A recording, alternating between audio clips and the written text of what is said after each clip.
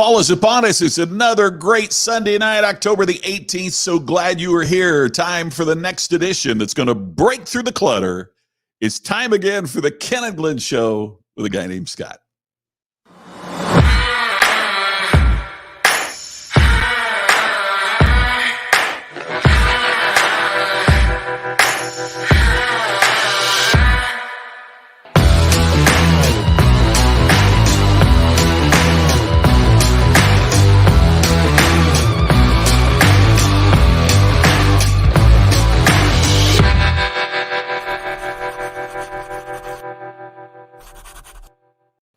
We are so glad you're here. Let me introduce to you my friend Ken. And tonight, for a little while anyway, we're without Glenn, but I'm still with Scott. So that part hasn't changed. That has not changed. What's going? Look, we have some rock stars joining us already. Absolutely, we are Glenless for we are Glenless for a minute or 10 or whatever. I don't know. He'll be here, I think. Hi, Lynn. Hey, Lynn. So Glenn, today is his wife's birthday, Carolyn, and he's told everybody. So she turned the big 6-0 today, and he said, I want to spend it with her, and but he is definitely going to. I think he's going to pop in. Good. Just leave it at that. Yeah. That's great. Hey, thanks, Donovan. Donovan was with me all weekend at our summit. Wow. And we did the Distinction Summit, Stand Out, Earn More, the Distinction Summit. Yes, Randall was there too. Yes, we did a marathon. I've been sitting in this chair since Friday morning at 8 a.m. So. Tammy and I are going, but the background is different. Tammy and I are going to dinner, and then we're celebrating. We're having a dinner, and then I'm going into a coma. Oh man, you've been going at it. What time were you starting that every day? Pacific time, we start at 8 a.m. Oh my gosh. Wow. I signed into Zoom at 7:30 every morning, did the 15-minute roll at Quarter Till, and we started absolutely on time every morning at 8 a.m. Friday, Saturday, and Sunday. We went 6 hours a day, Friday and Saturday, and then on Sunday today we did 3.5. Then had another meeting after that for another little bit. So yeah, wow. I did 4.5 today. So did you share this out, Scott? Oh gosh, you know what? We got talk about the basics. It's basic. You and I got talking, and what is this, amateur hour? Yeah, I was so mesmerized by what you were saying. It totally took my breath away. Oh, so Ernest wants us to say hello to Edward and Diane from Virginia. So hello, Edward and Diane from Virginia. Hi, Edward and Diane. Charles Coachman is in the house. That must be Edward that's saying hi to Ernest. So hello, Edward. Thanks for being here. Kellen Ann, we have Bill Collier's in the house. Need some pappy and steak from Hanks. Oh, man, I'm telling you, Bill, you got it. Bam. Mic drop. Tammy, are you listening? Yeah. Yes. Oh, man. Happy. Is that the stuff that's like $10,000 a shot or something? Or $1,000? It's not that bad, but it's bad. I'm messing up here trying to forward this thing. I can't walk and chew gum here. Let's see video and anyway. Well, thank you, Ernest. Thanks for sharing this out. Bruce Mills asks, do the chats cross over from Facebook? Wherever you are, if you are chatting, it should show up. Leanne Isaacson, how are you? Good to see you. Renee Rose, Scott, mesmerized. That's a Glenn line. Right. Well, if you hang out in the barbershop long enough. Yep. Your hair's going to get cut. It's going to get cut. Let's see. I'm getting a message. We're having trouble. They're having trouble streaming this to the Ken and Glenn Show with a guy named Scott Facebook page. What the heck? That's weird. That's very weird. and there's no option for me to hit saying stream anyway. Oh well. So Scott, we were talking before the show about all of the information out there. And there's I talked to our buddy Jeffrey Gittimer today. I had a meeting with him and his lovely wife, and we were talking about that because I get authors that are sending me their books and stuff to be on my show and to talk, all of that. I get my wife literally the other day, she's like, my God, you get something in the mail every single day. I'm like, Ann, Tammy, cancel that box. I'm like, I know, but like, what, no, I'm serious. There's a box that's in the truck. Oh, it's yes.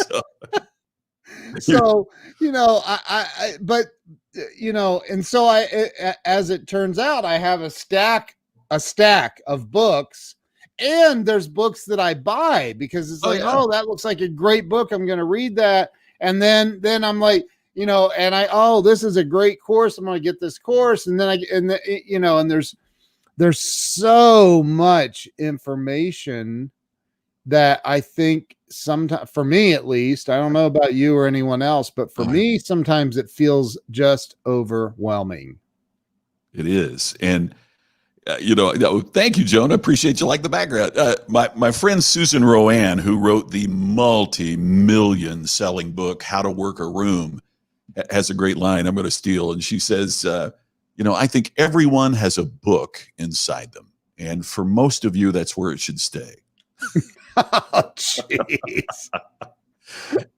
But one of the things that happens is that there are books written to be consumed by the public, that you're going to find on shelves in bookstores, and they go, and that's part of what's changed is that it used to be, I don't mean to sound like my dad walking to school, but there was a time that most books were sold at retail outlets, which had limited shelf space.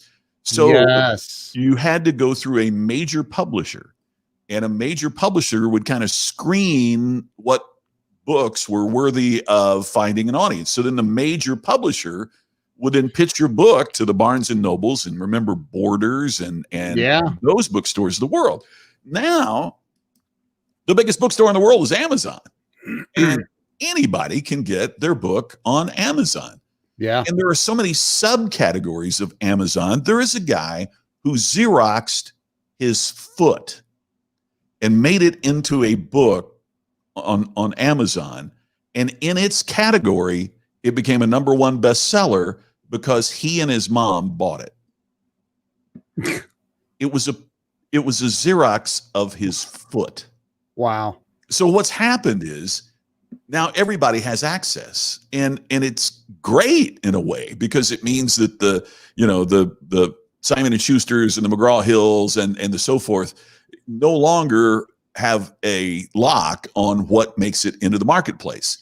It's challenging because it means that anybody can put anything out there. Yeah. And also then they'll take that book and they'll send it to you. And how do you determine, how do you find the diamond in the rough? How do you find that needle in the haystack that's the book that people really, really need to read? It's really difficult. And it makes it difficult for those of us that publish through, my last book was through an arm of publishing, imprint is what it's called, with Simon and Schuster. I did a book with McGraw-Hill, did one with HarperCollins. So, I mean, but again, there's tons of clutter there anymore because how do you break through? It's funny though, because I'm doing this book with Jeffrey Gittimer where I wrote one of the chapters, and OMG. There he is. I love the cap. Yeah, well, let me get my sound set properly here. Hold on one second. Oh, I put him in too fast. Let me take him out. But I was talking to Gittimer about this thing that where it's listed on Amazon, and he goes, "Oh well, we'll reach out to the publisher tomorrow." And I'm thinking, when I want to change something on my book on Amazon, I just log into the back end and change it. But you have to go if you're with a public. So there is an upside to publishing your own book, and there is an upside for I think there's a lot of people that should publish a book. Like for me, 25 years, people are like, you need to write a book, dude. You need to write a book. And I was like, who's going to buy my book? Who do I even talk? How do I just start calling? I had heard the stories about people calling 100 publishers before they finally got a yes. And I'm like, 100 publishers. Who do you call? That was Mark and Jack. That was Mark Victor Hansen and Jack Canfield. Both. I mean, the two of them are shopping the book, and 160 turn downs. What are you not doing in the upper left-hand corner, dude?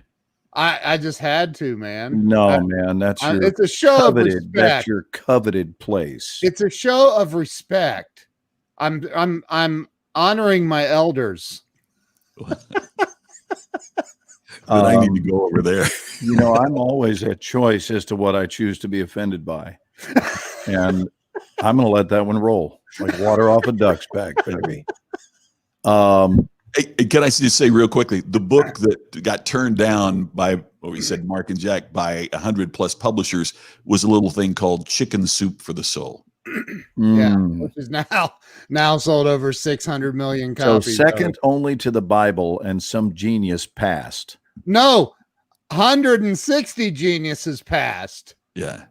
By the way, you're also looking at a genius that turned down the opportunity to have my story in the original edition. Shut up. Are you serious? And you said no? Serious. Mark, did you say no? Yeah, Mark rolled. I have one of the original hardcover. It's the Chicken Soup for the Soul was originally issued in the hardcover, and I've got the copy because Mark sent it to me and went, "Just think, you could have." Drop a one if you'd like Scott to make your decisions for you. Yeah. They wanted the Taxi Terry story, the story I tell about the cab driver. And I said, why would I give you guys my best story to go in your book? I'm saving it for my book. Well, it comes out. So Mark sends me and our pal Larry Wingate that's been a guest on the show. Yeah. That's what really made his career. There's 2 stories from Larry in the original Chicken Soup for the Soul.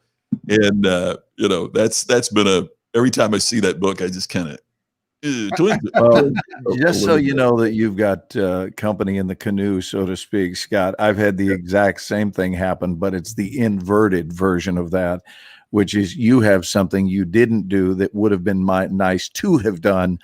I'm having things I did do that would have been nice not to have done. Not to have done. Right. I'm not saying that that's not the case. It's just I'm not talking about those. Right? Yeah. So, Glenn, we were talking about information overload, like how much information, all the different books. And I talked to you about this. Like I get a lot of authors that'll send me their book and want to be on my Breakthrough Walls show, or now people are hearing that I can live stream on Amazon. They want to talk about that. And so, dude, I get on average, probably 1 book a day. And I can't read that many. I just I don't, and do everything else I do, I don't know, run a couple of businesses and then do social media posts. And once in a while, I actually enjoy having a life. And it just gets overwhelming sometimes with all of the information that's available. And Bill said, I feel like I'm at the bar and overhearing the table next to That's the very beauty. That's the beauty of the show. I mean, if It that's is. what you're feeling, that's absolutely what we are after. We want the audience to have that voyeuristic sensation that they're just overhearing a great conversation. And the difference is we actually invite you guys to take a seat at the table. Absolutely. You know, Yeah. that's good. That's high praise. Thank you It for is. that.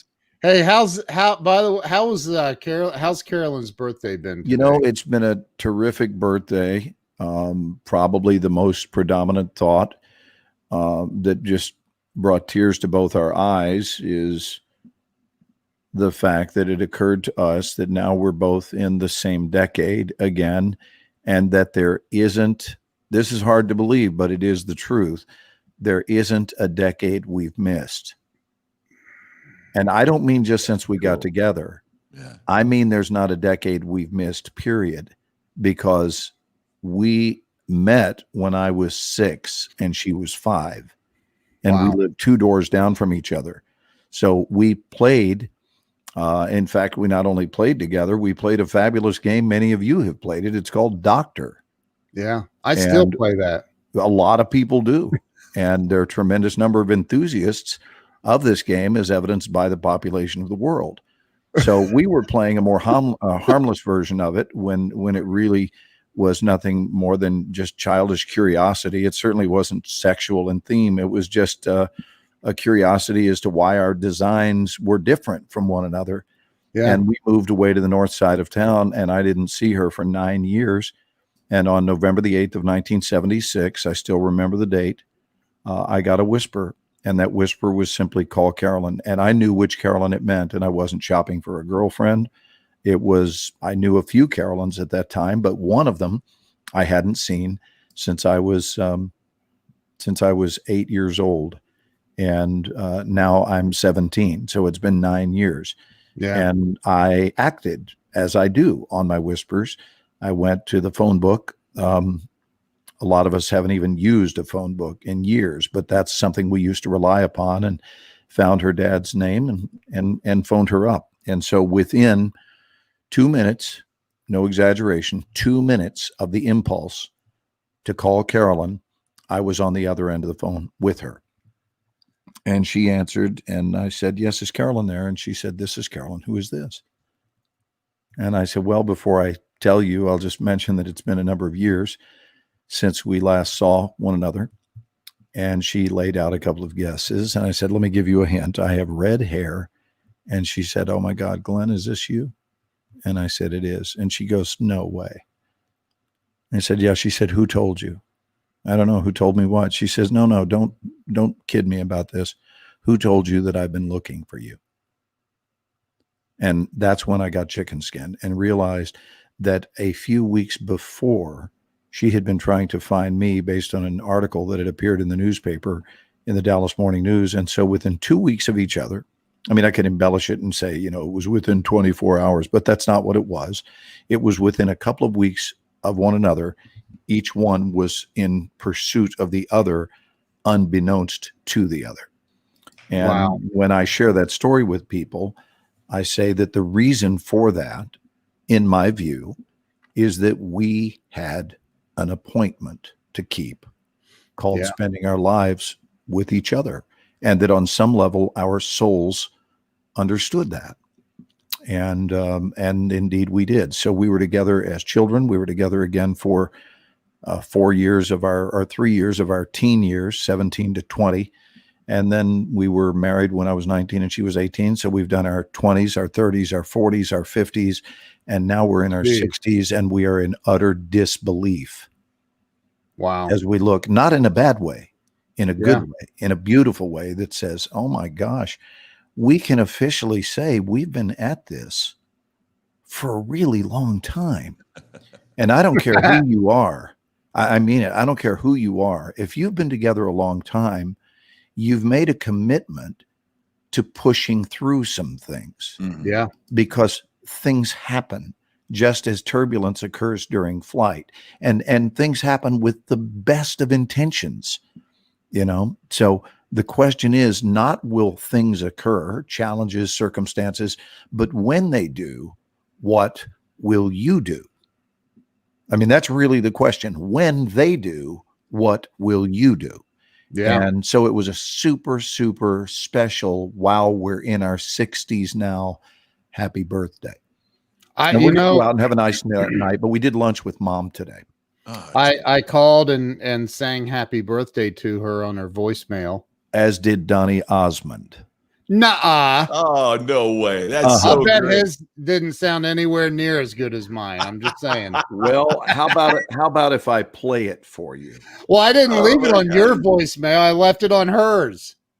Okay. Donny Osmond sang happy birthday to Carolyn on your voicemail. Just relax. Would Are you serious right now? Don't get your panties out of joint. What the Come hell? Why is Donnie always trying to one up me? on. I don't think it's personal. Wow. Hold on. That is so cool. Where we've secretly replaced your today. We're here at your party where we've secretly replaced your birthday cake with Donny Osmond. Happy birthday, Carolyn. This one's for you. Carolyn, it's your birthday. Time to celebrate, sing a clown. Ooh, you, come on, Carolyn. It's your birthday. Time to sing and shout. Come on, it's what you gotta do. Bring it back. Another candle, another year, it's true. But 60 years sure looks good on you. Oh, Carolyn, it's your birthday. So dance and sing and shout your name. Oh, Carolyn, it's your birthday. The music's hot, it's time to rock. This birthday party won't stop. Now come on, Carolyn.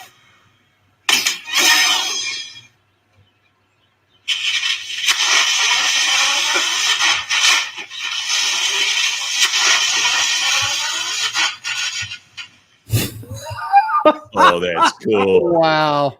Oh, that's Okay. cool. So no, Donnie didn't call personally. Actually, the lovely Catherine Hill sent that to Carolyn, and I just thought it was classic, man.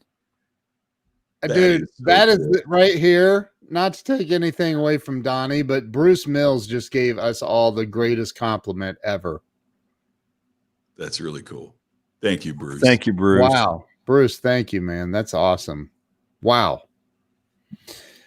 So okay. So mine was actually me. Enough marketing There for was you, no- Scott. I'm loving it. I said great cap, Glenn. There- That was for you, baby. I appreciate it, man. And thank you for this weekend. I appreciate You it. betcha. Both of you. that was fun. That was What were you fun. saying, Ken? Sorry. No, mine was me. Like there was no production crew. It was just me singing happy birthday to Carolyn on her phone. I would have paid to see the dancing on that. Ken in a thong. No, No, I wouldn't have paid for that. I'm sorry. Okay, In I'll fact, pay not to here see I that. would Is even that all have right? given you the song to sing. It would have been Thong Blue.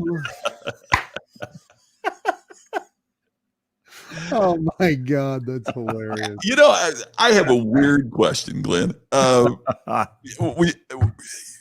You mentioned the ages when you got married, and yet, you know, and Tammy, my wife, was her first marriage was married at the same age, but yet when her kids got that age, my stepsons, it was like, oh my gosh, don't get married this early, don't, you know, and it's having no children, biological children of my own. It's always been Right. fascinating to me that I have many friends that got married at the age that you and Carolyn did, and Yeah.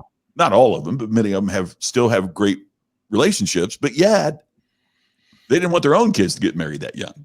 And I'm just kind of curious where you guys came down with your kids and how you feel about others. I mean, obviously you folks are incredibly Bless special, you. know, in an incredibly special relationship.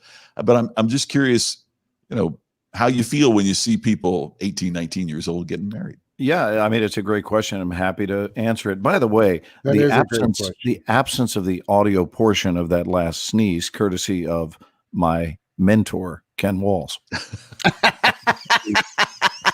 who, you know, just through his subtle instruction and living by example, I noticed that certain sounds, when it's time for us to make a sound that's not really in the best interest of a radio or television show, is to race for the mute button, and then you can sneeze all you want. The audience is none the wiser, except they see the motion of, but they don't get this really loud sing. So thank you for that, Ken. Look, now people are putting our names in the wrong order. Is it because Well, we're go out of back order? to the upper left where you belong. I feel like, Top billing belongs in the upper left. does it? It does. I don't. Yeah, I'm good. It really does, Ken, and it's throwing my OCD. Thank you. Well, So- there we go. Now we're right. Oh my God, it feels like normal. Are you staying for the whole show? I don't know what I'm doing. I'm leaving that up to Carolyn because I really wanted her to design the evening. The reason I couldn't guarantee that I would be here at all is I didn't know at what point we would be on our Zoom call with our kids, and Oh. it worked out to where we were able to wrap up without it feeling rushed. We started at 6:00 Central, but that's early for them. That's 4 p.m. in Los Angeles. Yeah. But let me answer Scott's question. So neither one of our children are married, but one of them has been in a relationship that is in its 11th year and now is married, but they were not for the longest time. Our eldest, Greg, got married a year and a half ago to his wife, Therese, but they had lived together. They had been together for 10 solid years before they got married. So they weren't exactly in the audition phase anymore. And they were very much a team, and they just decided, you know what, let's do this and let's make it legal. I mean, are you going anywhere? No. Are you? No. You happy? Yeah. You? Yeah. Makes sense to me. And I think it was really that easy to negotiate. It was just a matter of this works. Mhm. This is an arrangement that works for us, and there is some permanence to it. So let's go ahead and concretize it with a ceremony. And our daughter has been in a relationship now for about a year, but they had been friends for several years. And I don't think there is a stronger foundation. I think in terms of longevity of a relationship, I think you're going to last longer if you're building it on a foundation of friendship than on a foundation of butterflies in your tummy. Yeah. You know, butterflies feel good, but I would question how substantive they are.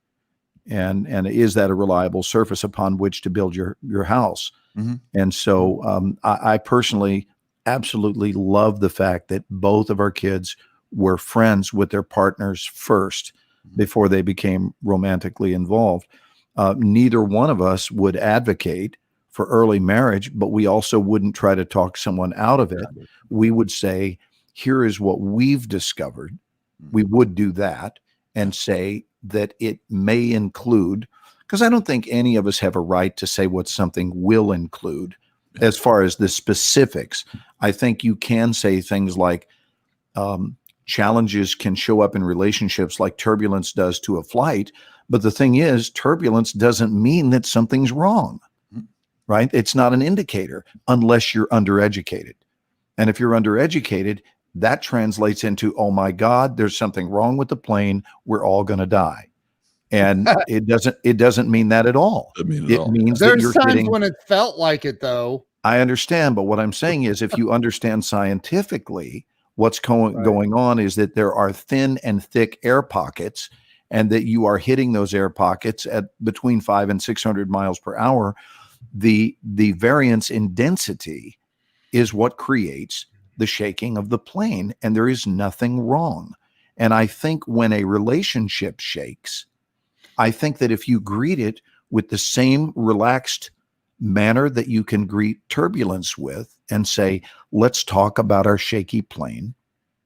Let's talk about the shake. Let's talk about what you're experiencing. Let's talk about the fact that we met when we were caterpillars and now we're butterflies.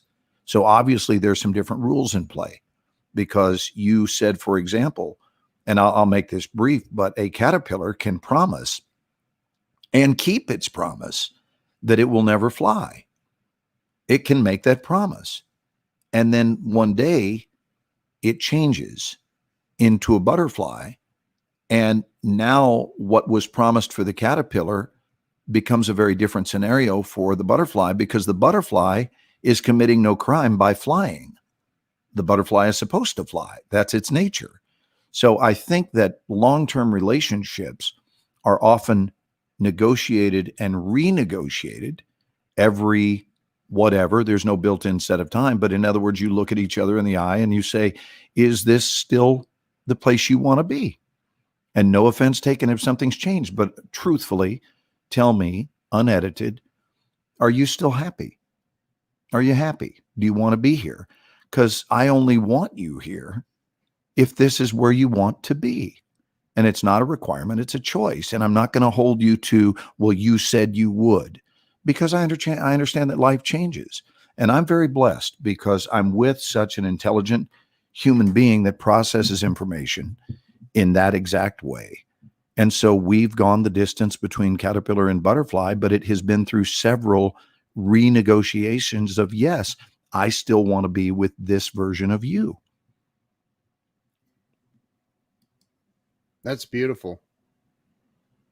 I mean, I think so. I truly do. I think it's very beautiful, but if my number one tip, I would just say, be in communication. Yeah. And give up a couple of things. One is raising your voice. Just simple solution. Just stop it. Just stop it. Because if you're raising your voice, you're trying to dominate someone. You're trying to insist that you be heard. And the reality is you don't want your voice raised at you. You don't want somebody's voice raised at you. So then don't do it to them.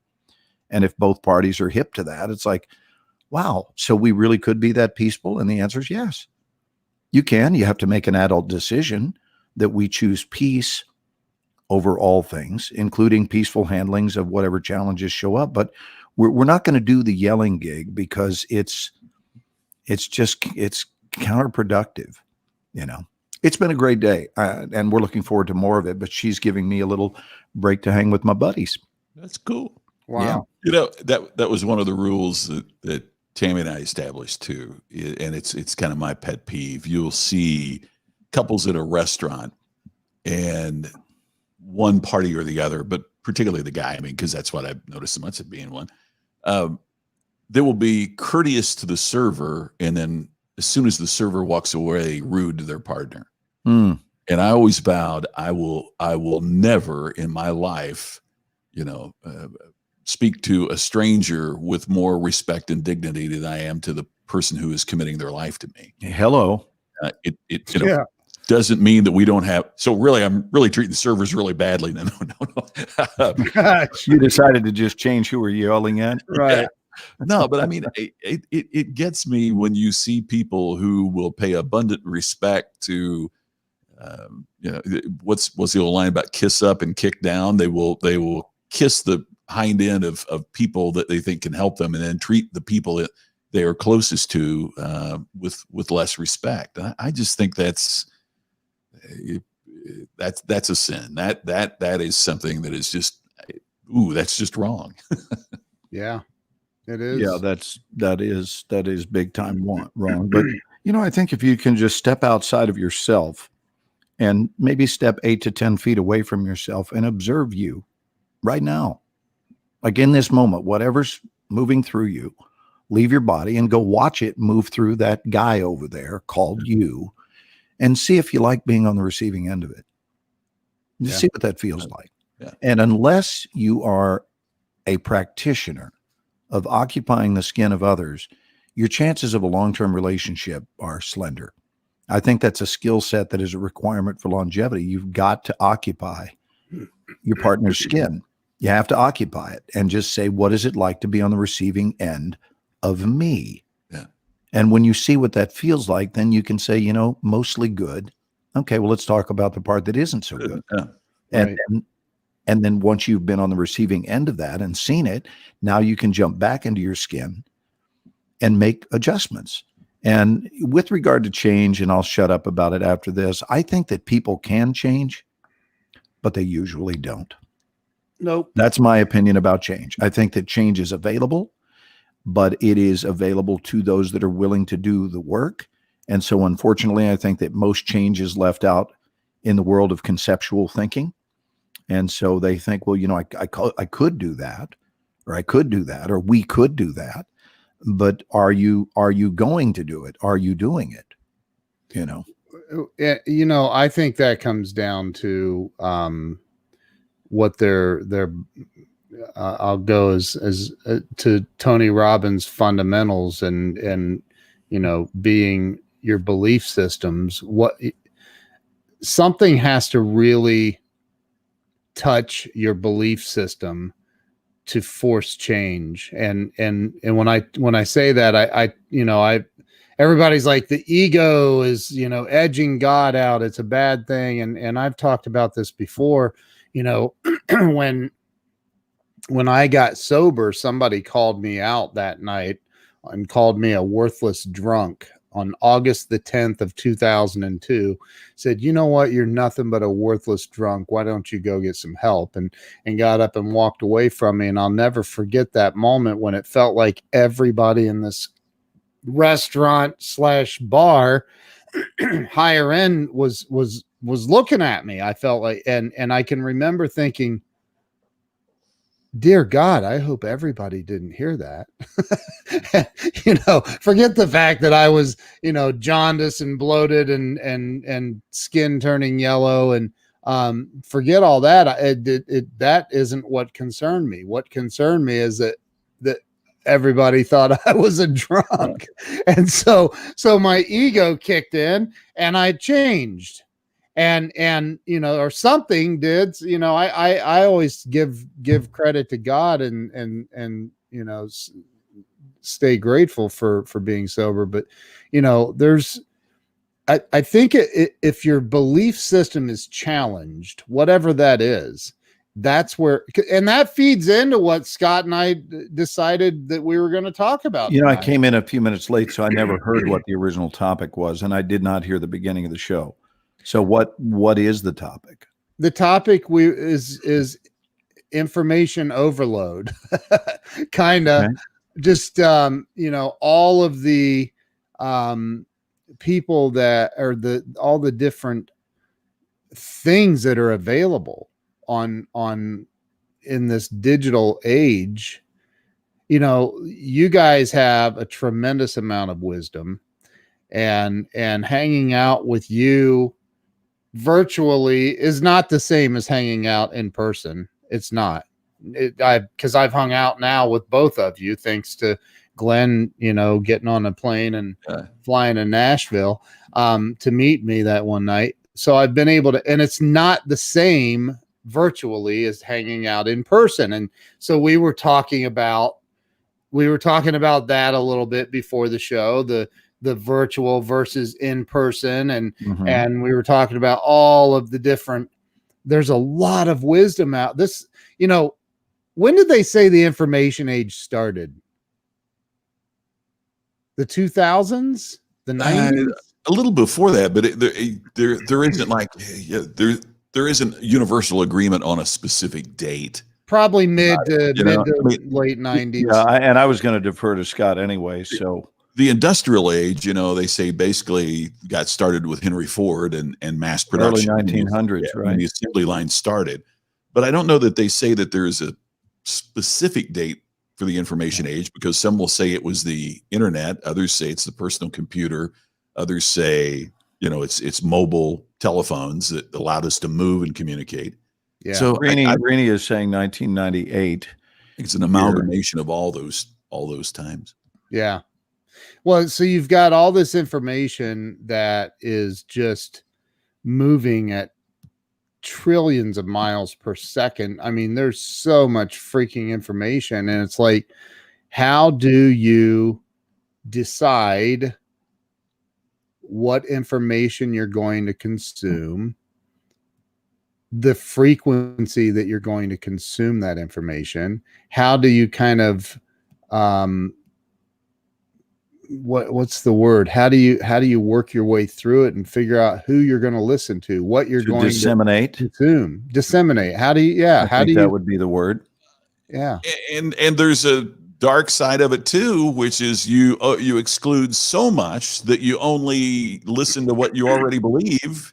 Right. And so I mean it's you're exactly right, Ken. I mean it's overload on one side, but it's now we can describe. You know, it used to be this that we would watch Walter Cronkite every night, and you would hear the news, right? And there was 30 minutes of news, and that was it, unless you read the newspaper. And now, I mean, you're carrying it in your pocket 24/7, and it's both sides of the coin. I mean, you can get so much, you're drowning in it, right? But you can also be your own programmer to the point that all you hear is what you believe in, and everybody else is bad. You know, I mean, that's to me, which is itself a little bit scary. Which is scary, right? Is that it's not, these are people with whom I disagree. It's become, they are evil. And, right. And I worry about our country. I worry about our system when we look at the other side, not as being those with whom we disagree, but they're evil because they think that. That's a dangerous. Well, I don't think the word bombardment is even extreme at this point. I think that we are all being bombarded with nonstop, just endless imprinting, societal imprinting, certainly with social media. And this can sort of dovetail into a conversation about the movie Social Dilemma, right? This latest one that's on Netflix, which is really about that and what the result has been from that bombardment. What has it done to us as a people? And one of the things I'd like to throw this observation out is it seems that many, I will not try to assess what that percentage is, but I think it's a lot. I think it's a huge number of people who seem to have mastered the art of being everywhere without a clue how to be somewhere. Mm. So they know how to reach the masses. They know how to be present on a stage and be a hero to 500 people, but catch them one-on-one. Yeah. And when you're with them one-on-one, are they with you or are they on their device texting somebody else? And I'm not in an anti-texting thing. Texting certainly plays its role in my life, but I actually don't allow this. I don't allow texting to ever keep me from being present with another human being, because I think it's one of the biggest insults in the world. If you're sitting there having lunch with someone, only the reality is you're more present with the person on the phone. Now, here's what's really tragic.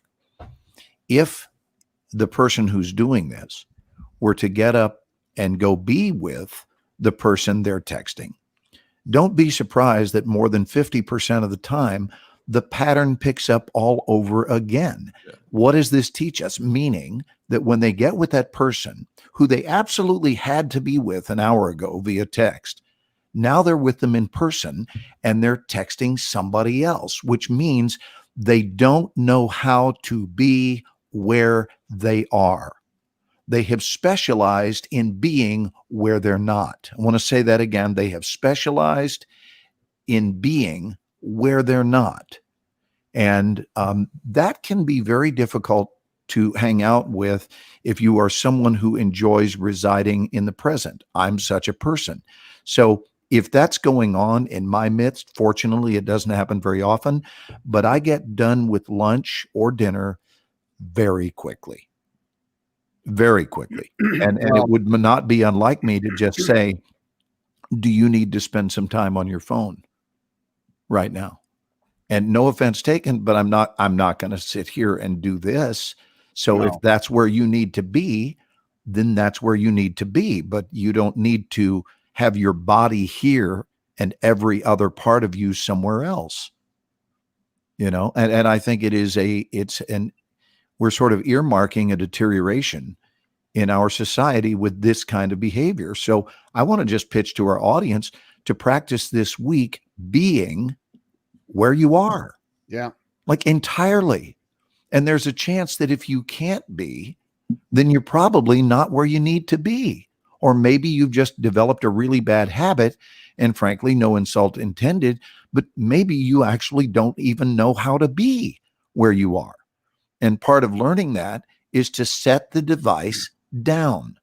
put it on silent, flip it over, have it in your pocket, leave it in your car, do something else. Because you're looking at 3 guys here, all of whom grew up at a time when there were no cell phones. And you know what?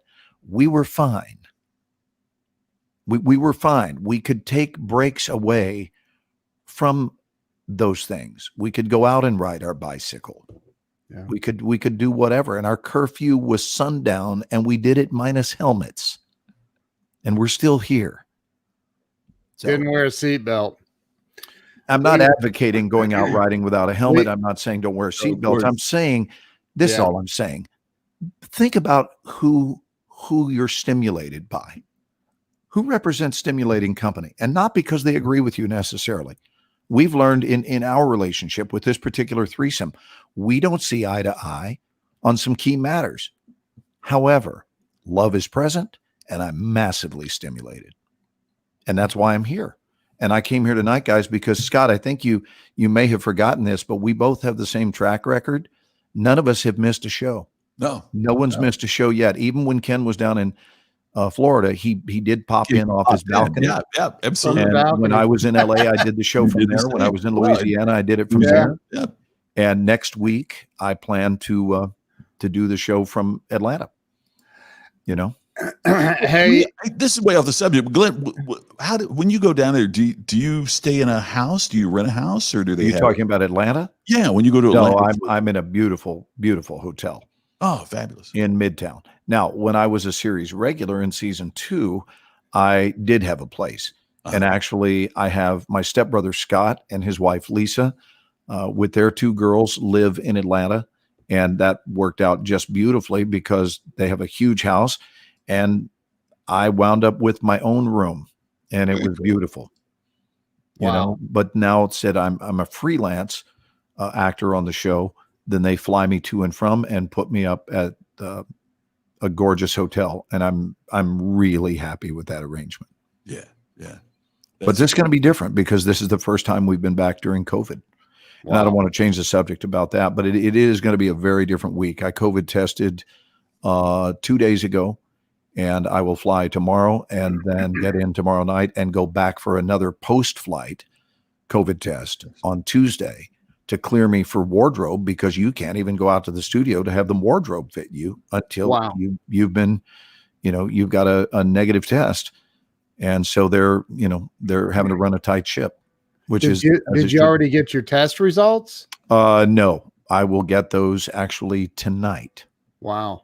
Yeah. Wow. Crazy, man. So let's talk some more Crazy. about the social media situation or the information overload. Yeah, and Glenn, but just a real quick, when you mentioned the social dilemma, there were many things about that I just found jaw dropping. But the one thing that really stuck with me is that of several of the major people that were talking, the head of former CEO of Pinterest and the guy that developed the like button for Facebook and all that, none of them allowed their kids to have unfettered access. To social- Yes, wasn't that interesting? Yeah, wasn't that powerful? Wow. They wouldn't let, So it meant that they were crystal clear. Yeah. They were crystal clear on the effect it's having. absolutely. And even though they're creating it, Yeah. they didn't want their children being on the receiving end of it. The guy that created the like button, I thought was what he said was really powerful. He said, I basically, I'm paraphrasing, but He didn't know what it was going to turn into. yeah, he said, I built this to spread joy throughout the world. That you could post something and have all these people supporting you and liking you. Yeah. And the fact that teens would commit suicide because they weren't getting likes, he said that never crossed our mind. It never occurred to us. And you could feel his anguish Yes. about that. And it just, you kind of get upset sometimes at the people that create this. Don't they well, no, they didn't realize. If they would have realized it, I kind of got the feeling that they wouldn't have done it, Right. So Yeah. it's, Well, but unintended there's consequences. you've got it comes down to what I've preached about many times, and that is taking responsibility for your life. And if you have children, taking responsibility for your children's lives. Like we have a 10-year-old daughter. She's had an iPhone, and you guys are going to go, what? She's had an iPhone since she was like 5. since she was 5. She's rarely uses it, if ever. But I mean, now she's getting to the age where she's, she's on TikTok, but it's we police it. We watch very, very carefully what she's doing. She's on, YouTube things, watching YouTube. She has some fun YouTube channels that she really loves, but we watch what she's doing and we limit the time that she's allowed to be on it. People are not using these devices like that with their children. They're using them as babysitters. They're using them as here, just go away, leave me alone. Go in get on your lieu phone. of communication. Yes. And again, it comes down to, if you don't take responsibility for your life, your life's going to suck. I mean, we all rely on social media to an extent. Certainly it's great for business. Scott, you wouldn't have been able to hold your summit Exactly right. this weekend were it not courtesy of social media. And so that's tremendous. And people did not have to risk their lives getting on a plane or anything. And hotel rooms didn't need to be rented, and ballroom spaces didn't need to be rented. And it does feel different to sit in front of a computer and teach and it is not as satisfying. There's no doubt about it, but it beats the alternative, which is no contact at all. And we've been able to do a lot of connecting with the world. We have one student that's in my workshop in particular. She takes a Wednesday day class. Well, I don't teach a Wednesday day class, and yet she studies with me. How do you explain that? Well, the answer is I teach a Tuesday night class, but she sees that class live Wednesday in the daytime from Australia. Right. So, I mean, imagine that I teach in Australia every Wednesday. That's a literal truth. And look what Justin says right there. What's that? iPhones and social media aren't all bad. I'm watching you guys on both. And so are a lot of other people. We're kind of biting the hand that feeds us in a way if we're not. But in the summit this week, we had, that you guys were a part of. I mean, we had 2 people from Australia. We had somebody from Brazil. We had somebody from the United Kingdom. And I mean, that's not possible. There's no way they would have that they'd flown all the way from Australia. So there is such good. Glenn, I got to ask you this. How do you find when you're teaching classes virtually? Yes. As opposed to in person? I'm exhausted. Yeah, I couldn't feed off of the energy of the live.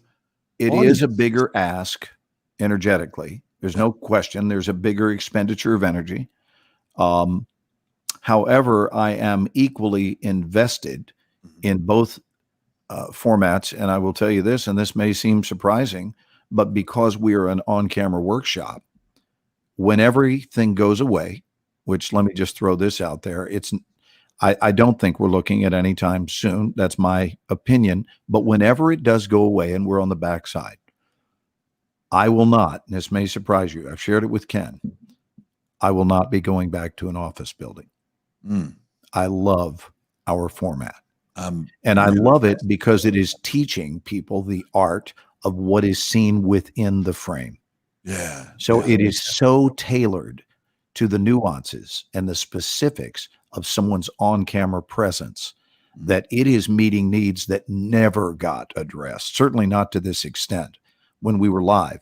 And it took a while.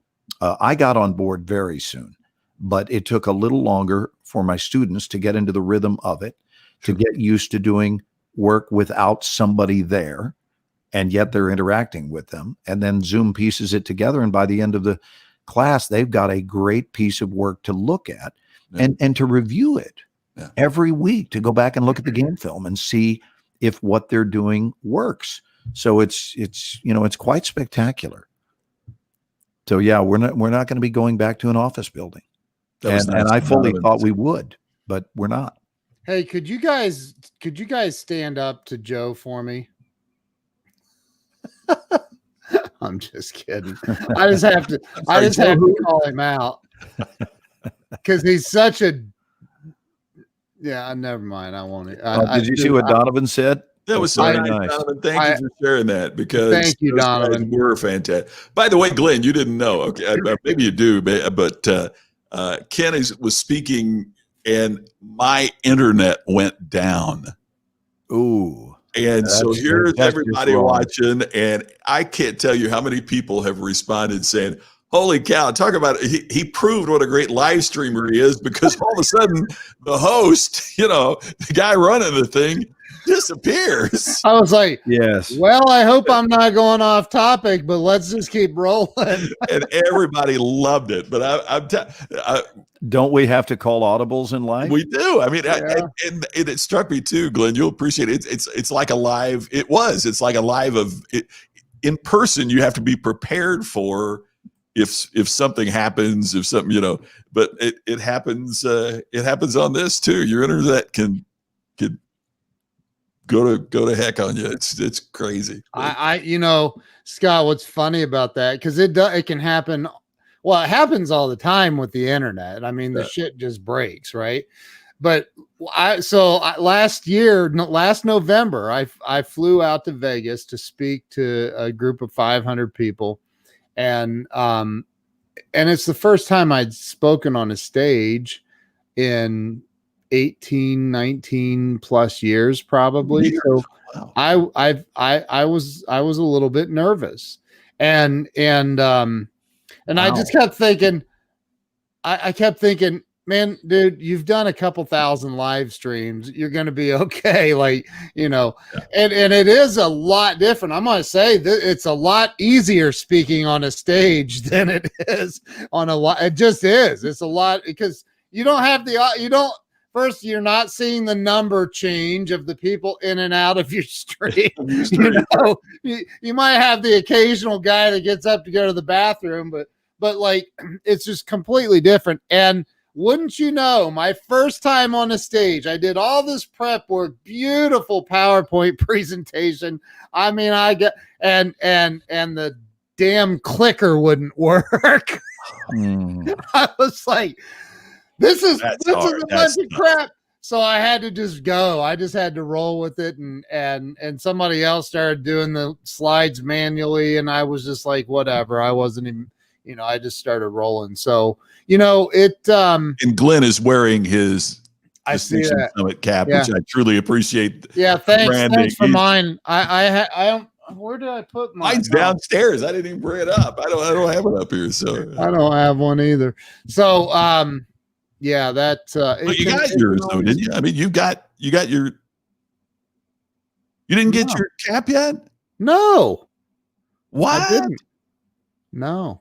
Larry Wingate didn't either. They were all shipped out the same day. Oh, really? Yeah, Larry, and Larry's the closest one, and he didn't get his yet either. Sometimes, let me just mention, sometimes movie stars are shown preferential treatment by the U.S. mail. We sent it out to the A team first. Wow. So I think before we wind up offending anyone here that thinks that we're ragging on social media, to be clear, social media is a marvelous tool. We depend on it. We love it. It's innovative. And if you think about it, I got two buddies here that wouldn't even be in my life were it not for social media. That's right. So I've met Ken once. I've still yet to physically meet Scott. We've not occupied the same space together ever.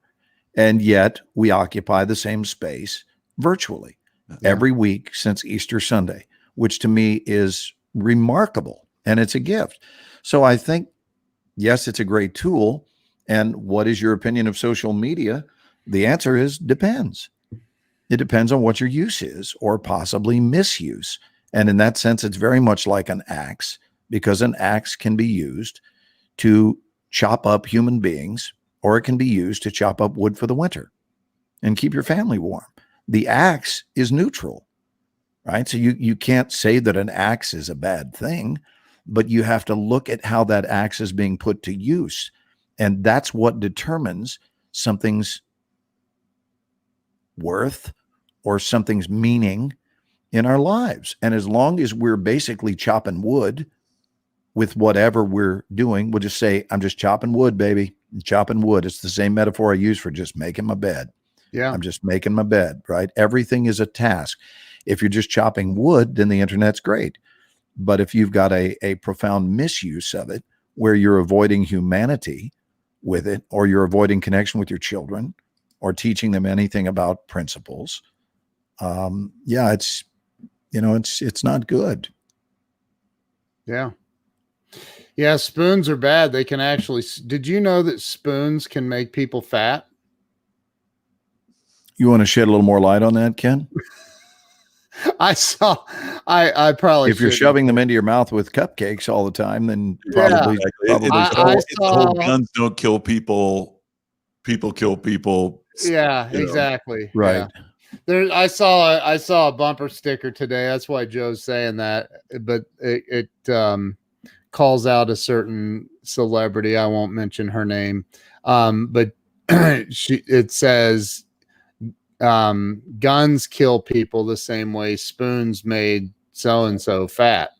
And but that is the thing, is we can sit here and we could talk about, well, social media is a problem, or social media is an addiction, or phones are an addiction, or alcohol is an addiction. And that's the real problem, is if they just quit making alcohol. Cigarettes are the problem. If they would stop making cigarettes, then people wouldn't be addicted to cigarettes. And the actual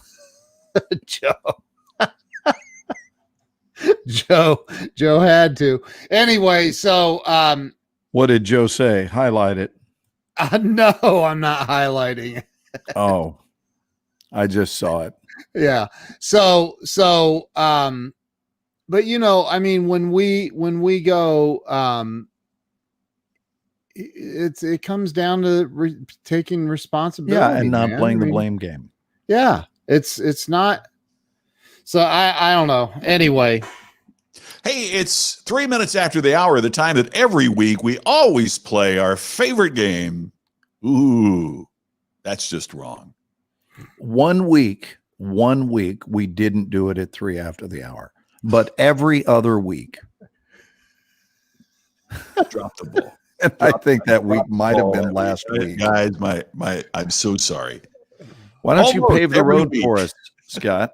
Pardon me? Why don't you pave the road for us? yeah. Lead the way tonight. Yeah. Well, I kind of told mine. It's when you advertise your big Distinction Summit and you invite people and you spend thousands of dollars on ads to bring people to your meeting, and you've risked a lot, and you're sitting here and it's going great, and your buddy is doing such a great job talking about his favorite subject, and the internet just disappears on you. Mm. And I am sure that my great friends at Cox Cable Oh, are going to adjust the bill, because, and I'm sure that there's very few things that you pay for that they promise.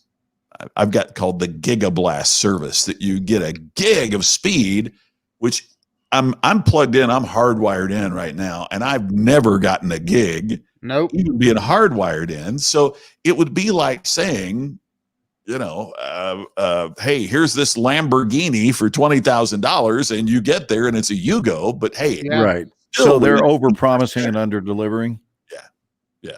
So and- it sounds like that's a Monday phone call for you.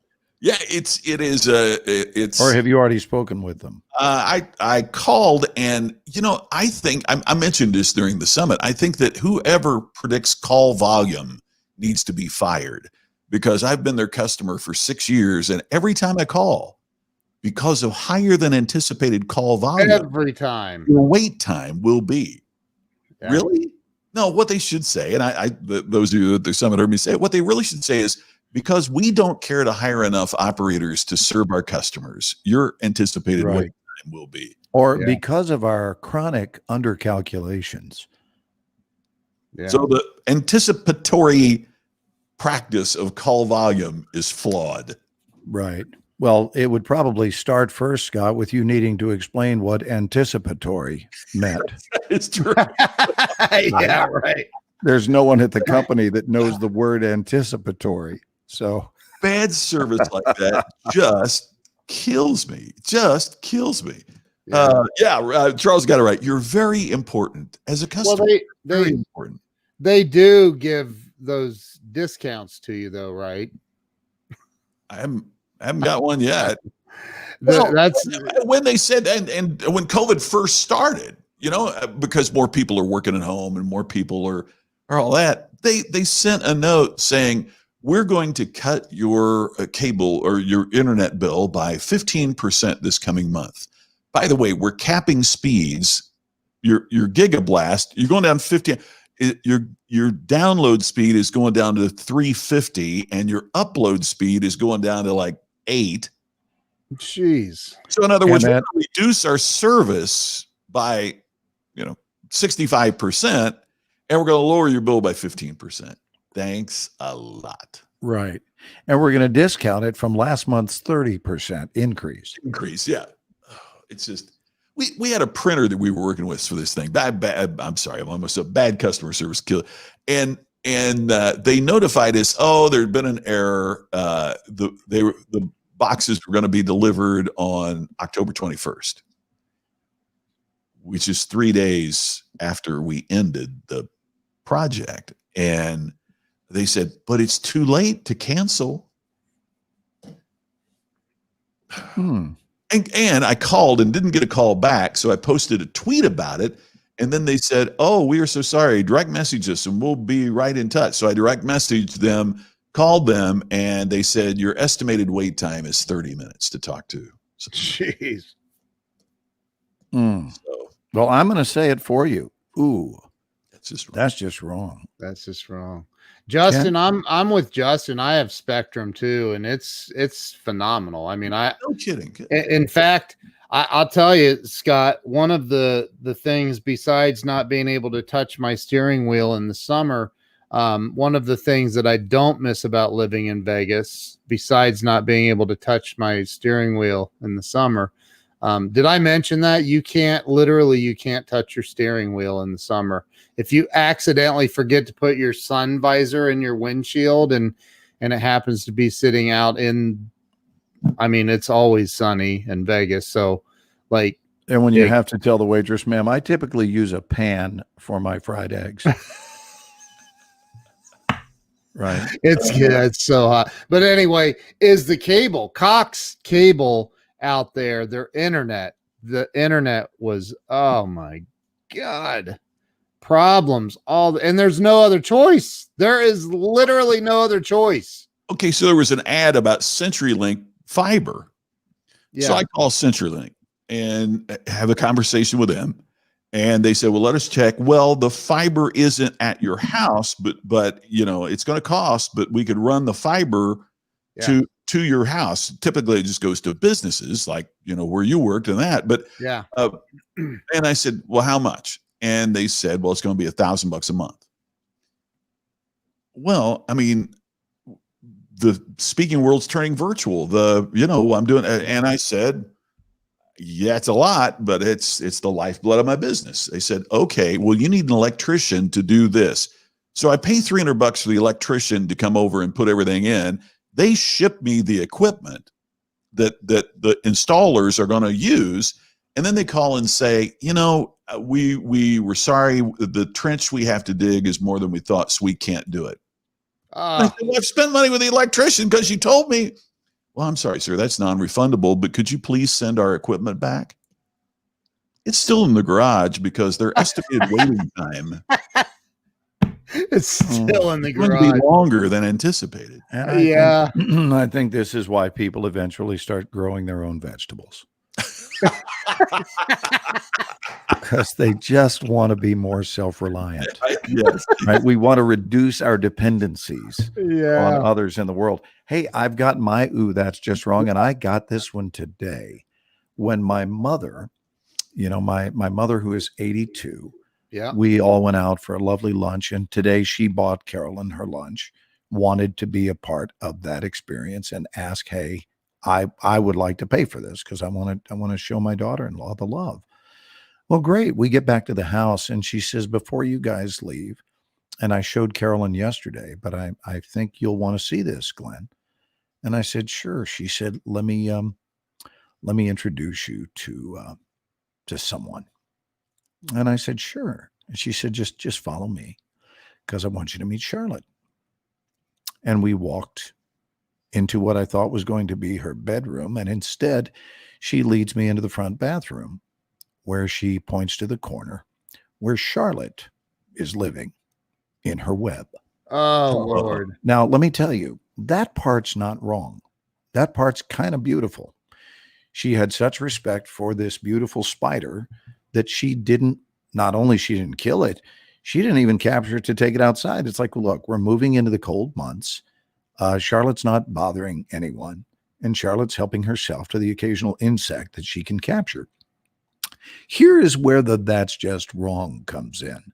And I laughed out loud when she pointed out to me, she said, yeah, I had the guy out here from Orkin the other day. And I went, you what? And she goes, yeah, I told him, you stay away from that one, stay away from. I said, wait a minute, Mom, you brought out, someone with pesticide to then inform them to not kill. Oh my God. And am I wrong, or is that like top shelf comedy? Because typically, I'm just saying, Mom, typically when you call Orkin, it's to have him murder things. Don't kill the good spider, right? Like you're here to murder everything that's in the house, and even on the outside perimeter, you're ready to do away with them and eliminate them. You're not usually there to give them caretaking instructions about which ones are your pets. Oh and it's just dangling there where normally a regular Orkin guy would just, and be done with it. So my mom may be the only person in history who has given the Orkin man. That's my cousin Lee. Yes, that's her Aunt Barbara. So Aunt Barbara gave the Orkin man mercy instructions. And I think it's more that's just wrong, and it's also that's just beautiful. And it's hilarious. But I'm sure the Orkin man was doing the thing, Ken, you remember from last night, where he's going, huh? Yeah. I'm sure he was. I just have a feeling that was the Orkin guy, huh? Anyway, Charlotte continues to live in my mother's bathroom. Oh my gosh. Wow.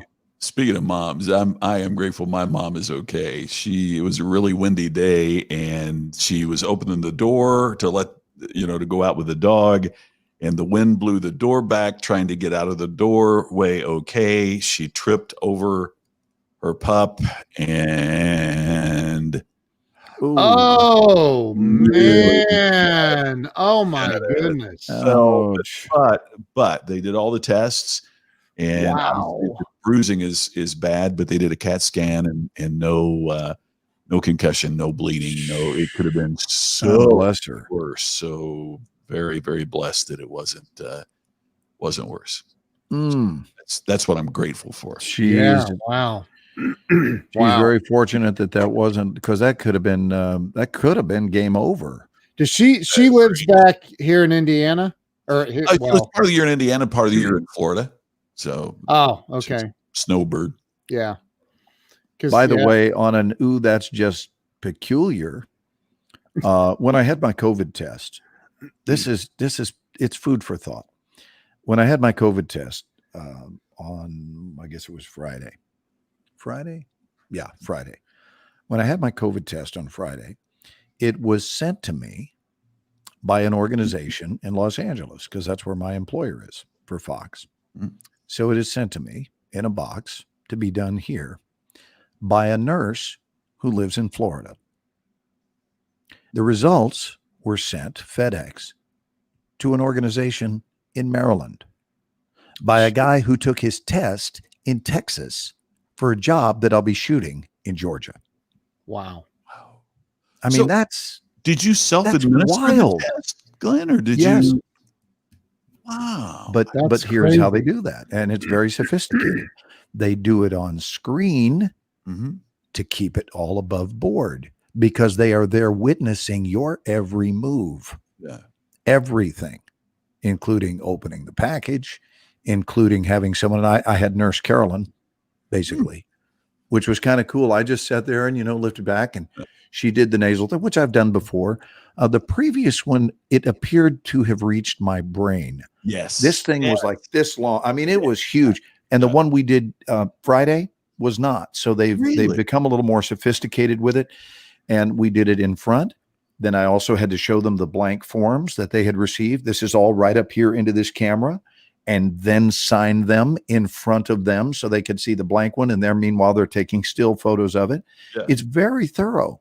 And then we had to seal it, and you can't break the seal, and wrap it up the way you were told to, and then mail it and send it so that nobody else's nostrils have been used. And then that's also the reason that they second check it once you get to your destination. So they ain't playing any games with this stuff. Yeah. I mean, they're very thorough, but it allowed us to do it right here in the comfort of our home rather expeditiously. Wow. I think it's pretty cool. It's very cool. Very cool. Well, you know, we're seeing the things that we could be seeing this rise again. I mean, it's important to take care.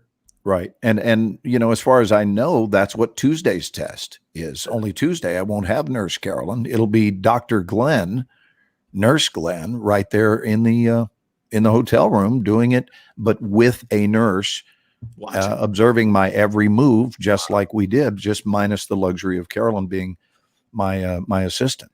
Boy, they are spending that's got to be a crazy amount of money. Given that it's not only every actor, it's every human on set. The set, yeah. Cameramen, lights, everybody. And how about the fact that since our story takes place in a hospital, how many extras do you think we put to work? Wow. And every one of those is having to be COVID tested in order to be there. So it is a huge additional expense, which tells me, I mean, I haven't heard discussions, but it makes sense. It tells me that your margin of success is going to have to be greater moving forward to justify the expenditure. Because unless you're a big monetary success, they don't have that excess cash to spend on all of this COVID testing. Yeah. Okay, I got to we got to stop the show for a minute. Dana Williams just said a big howdy from Nashville, Tennessee. One of my best pals in the world, a member of the country music group, 6-time country music group of the year, Grammy Award winning Diamond Rio. Wow. Is in the house. Wow. What in the wow. That's awesome. Yeah, wow. That's Dana in the house. So big howdy right back to you, buddy. Wow. Welcome, Dana. Glad you're here. Yeah.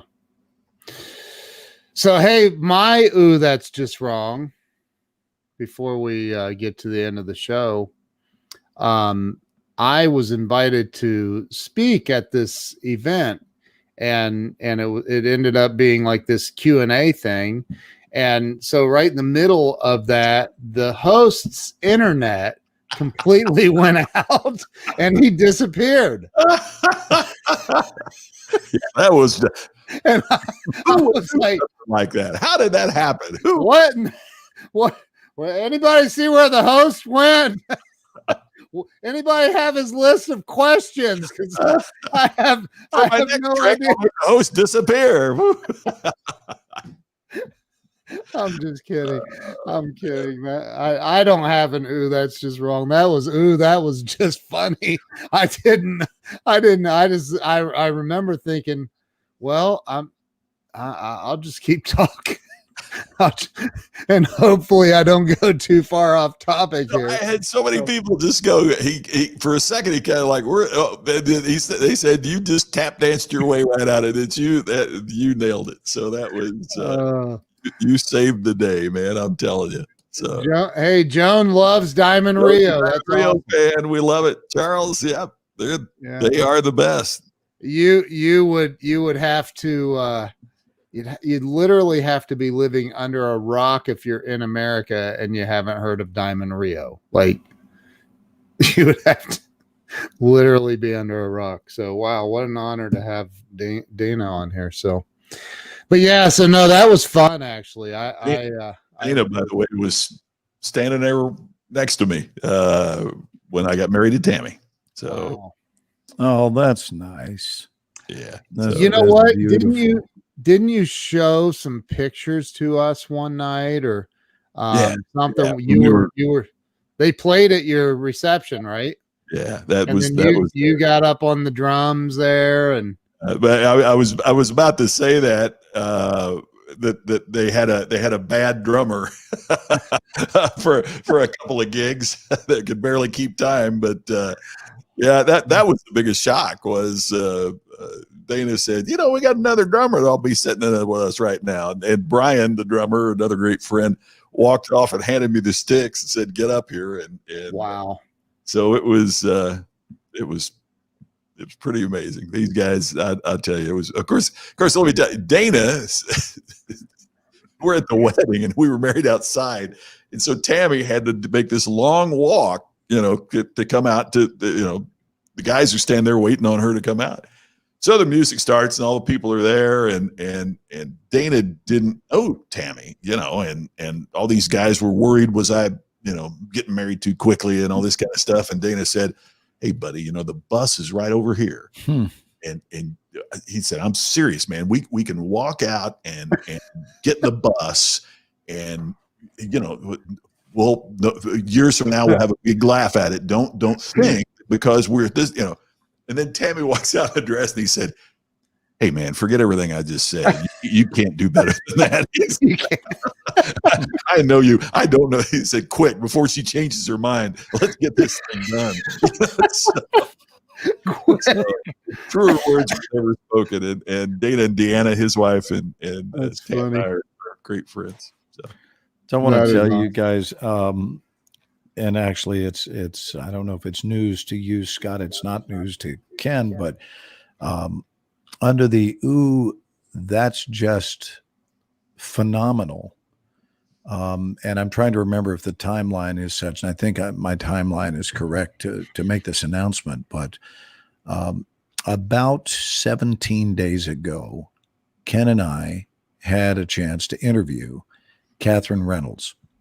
And Catherine Reynolds, 98 years old and just full of spice and just a fantastic interview. And basically we just cut her some line and let her just take the slack and run with it.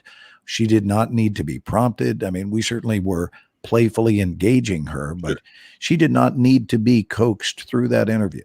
She was very, very much with it. And it was a pleasure to listen to a 98-year-old woman recount her stories of things that were happening in her life when she was 17. She was from the UK.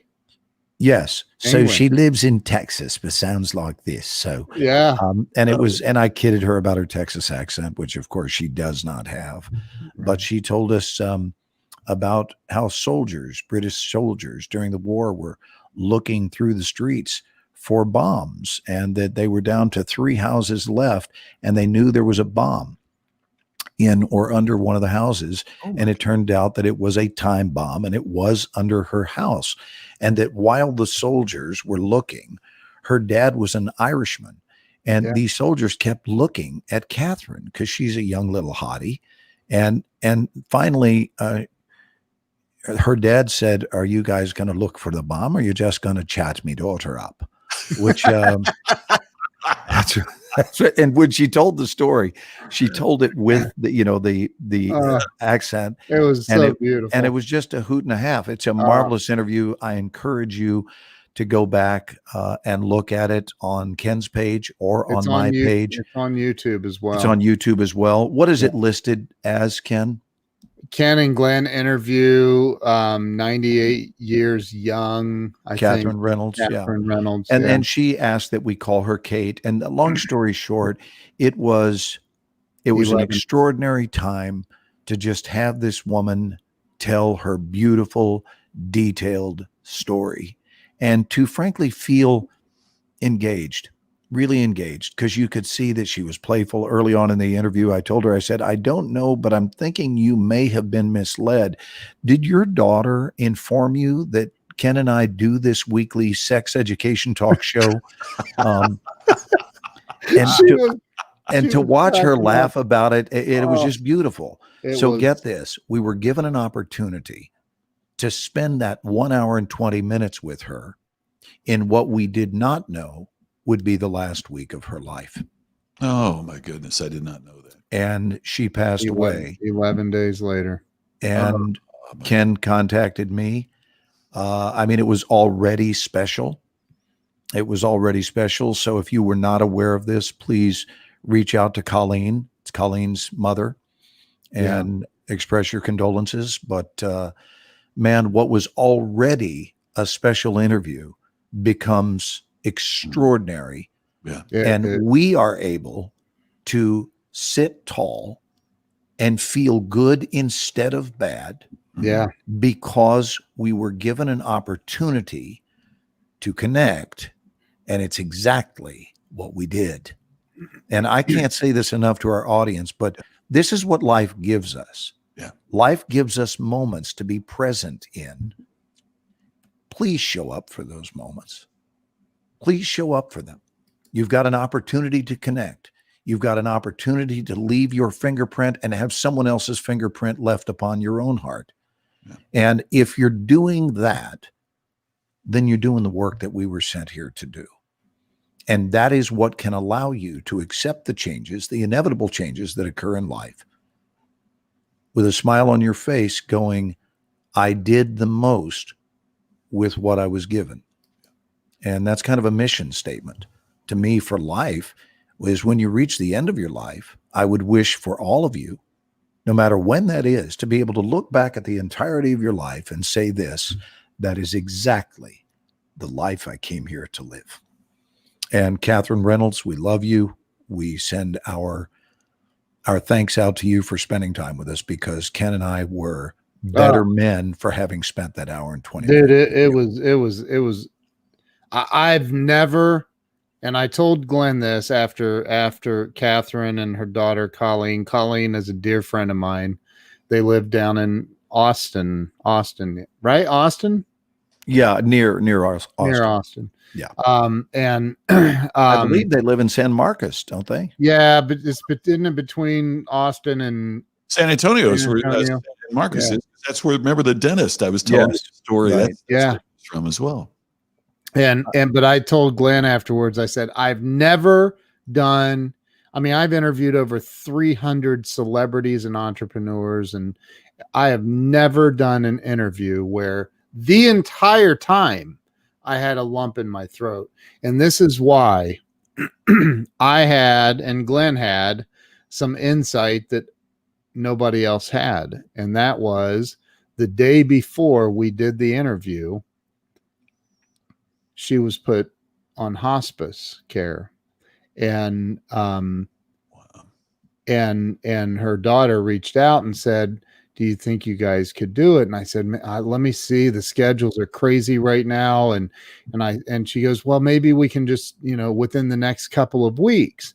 I said, yeah. And I looked at my calendar. I said, yeah, I could actually do it. And I gave her a date 2 weeks out. And I said, but let me talk to, something was telling me interview her now. So I reached out to Glenn and I said, bro, I need a favor.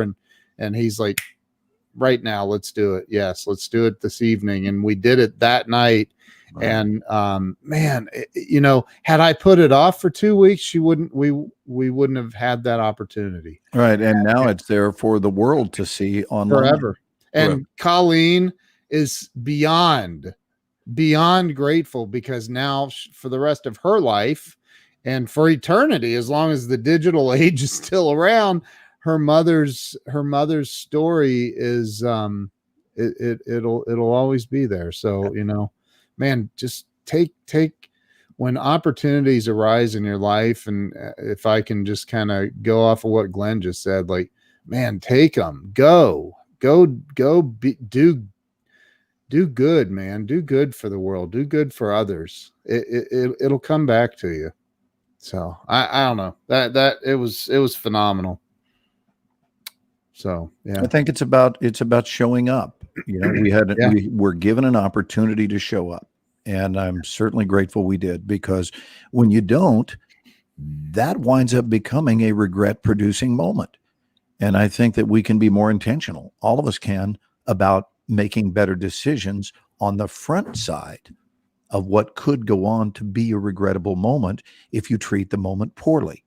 Yeah. And it can work either way. It can be that you regret that you did do it, or it could be that you regret that you didn't do it. So I think the thing to assess, buds, is this a potentially regret producing moment for me? Plus or minus, no matter which side of the pancake I choose.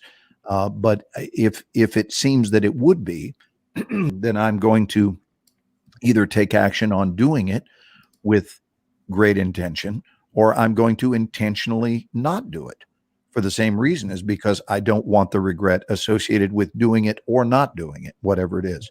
So regret avoidance is a pretty healthy strategy. Guys, I need to go continue with the birthday party. I love that. It's about time for us to say goodnight, guys. Can I get one more thing?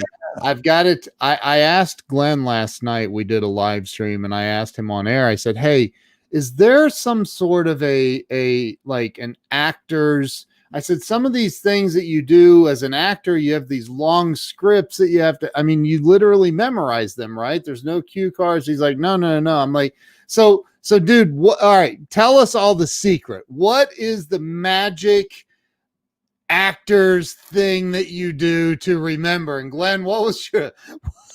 I remember exactly what I said. It was funny. I said that when I look at the copy and realize that if I don't get these words out, they fire me.